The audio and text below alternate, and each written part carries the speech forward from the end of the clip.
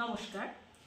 আমি আগের ভিডিওতে দেখিয়েছিলাম যে কি করে দাদরা তাল এক গুণ এবং দ্বিগুণে শেখা যায় বা সহজে করা যায়।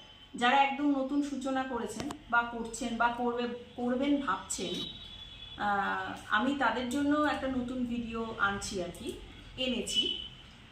আজকে আমি শেখাবো কাহার বাতাল। কাহার বাতাল কি করে আপনারা সহজেই এক গুণ এবং দ্বিগুণে শিখবেন। কাহার বাতাল অবশ্যই একটা রাগিঞ্জিক তাল, ৮ মাত্রার তাল।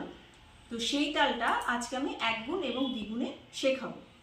তো শুরু হচ্ছে ধা, গে, তে, টে, না, ক, ধি, না, ধা। এটা হলো এক গুণ। এবং দ্বিগুণে যখন করব, ধা, গে, তে, টে, না, ক, ধি, না, ধা, গে, তে, টে, না, ক, ধি, না, ধা।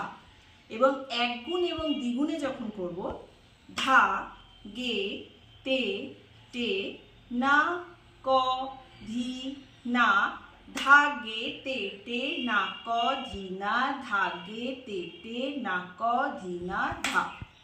নমস্কার।